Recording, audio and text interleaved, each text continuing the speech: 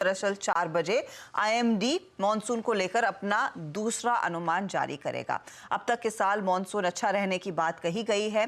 ला नीना के भी हालात बनने की उम्मीद है। अब यहां से आगे किस तरह की स्थिति बन रही है, क्योंकि इस बीच अपने पहले अनुमान से लेकर इस बीच हमने देखा है गर्मी बेहद ज्यादा बढ़ गई है, पारा एकदम आसमान छू रहा है और ऑफ कोर्स एक साइक्लोन भी आ गया है। इसका क्या इम्पैक्ट रह सकता है और लार्जली आज आईएमडी रफली किस तरफ इशारा करेगा? हमारे साथ हमारी कमोडिटीज एडिटर मनीषा गुप्ता हैं।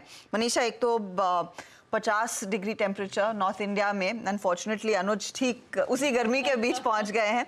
बताइए आज आईएमडी एग्जैक्टली किन किन चीज़ों का उल्लेख करना चाहेगा, कंसिडरिंग एक तो गर्मी बहुत ज़्यादा बढ़ गई है और दूसरा वो साइक्लोन भी आ चुका है। जी हाँ हर्षदा, तो 4 बजे काफ़ी इंपॉर्टेंट रहेगा देखना मार्केट्स के लिहाज से भी। और अभी भी हम जानते हैं कि ऑलमोस्ट 51% जो इलाका है जहां पर बुआई होती है वो रेन फेड है, तो बारिश के ऊपर नज़र यहां पर रहेगी। एज ऑफ नाउ अब तक यहां पर आईएमडी ने कहा है कि 106% का लॉन्ग पीरियड एवरेज हो सकता है, जो कि स्लाइटली अबव नॉर्मल है, तो वो एक अच्छी न्यूज़ है। आईएमडी ये भी हमें बता चुका है कि 31 मई को हम यहाँ पर ऑनसेट देखेंगे मॉनसून का केरला में, ±4 दिन के लिहाज से। और जो प्रोग्रेस है मॉनसून की वो अब तक बेहतर मानी जा रही है, क्योंकि अंडमान निकोबार, बे ऑफ बंगाल, इन सब एरियाज में हम ऑनसेट होता हुआ देख चुके हैं। अगर 31 मई को यहाँ पर ऑनसेट होता है केरला में, तो आप 6-7 जून तक एक्सपेक्ट कर सकते हैं कि कर्नाटका में होगा। 10 से 11 जून तक आप एक्सपेक्ट कर सकते हैं कि मुंबई में यहाँ पर मानसून आता हुआ नजर आएगा। आज भी बाहर क्लाउडी है, मौसम अच्छा है, तो प्री मानसून शावर्स की हम इंतजार यहाँ पर कर रहे हैं। तो आज 4 बजे ये काफी इंटरेस्टिंग रहेगा देखना कि आईएमडी अब यहाँ से आगे मंथ वाइज किस तरह से इसको ब्रेक डाउन करते हैं और जियोग्राफिकल मानसून डिस्ट्रीब्यूशन कैसा रह सकता है, उसके ऊपर आज यहाँ पर बात होगी।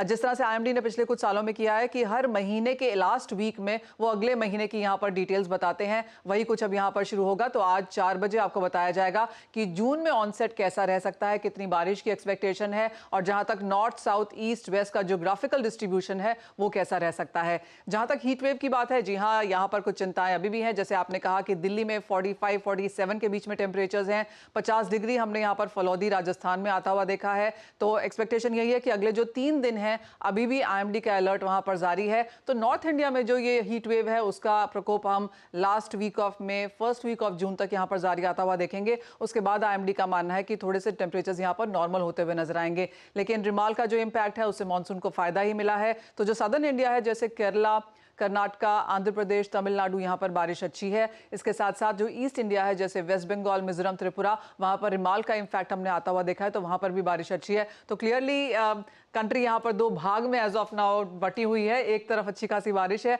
और दूसरी तरफ हीट वेव्स। लेकिन ये साइक्लोन का ज्यादा इम्पैक्ट आ सकता है ओवरऑल ऑनसेट पर या नहीं? पॉजिटिव इम्पैक्ट आएगा तो जल्दी आ जाएंगे बादल, तो दैट्स अ गुड थिंग। नहीं तो स्ट्रेस इसी बात का था कि क्या उसका एक नेगेटिव इम्पैक्ट ना आए। तो बेसिकली अगर आप महाराष्ट्र में रह रहे हैं और मैं मुंबई के पर्सपेक्टिव से कहूँ तो 10-11 को वो मॉनसून का ऑनसेट होने के पूरे आसार बन रहे हैं। शुक्रिया मनीषा इस अपडेट के लिए। अच्छा, इस बीच वो पूरा एफएमसीजी वाला ट्रेड, टू व्हीलर वाला ट्रेड आपकी स्क्रीन पर लेकर आएंगे, क्योंकि एफएमसीजी साइड पर हमने वैसे भी देखा है नंबर्स के बाद एक अच्छी खासी तेजी बनती दिखाई दी। सानी, एफएमसीजी कंपनियां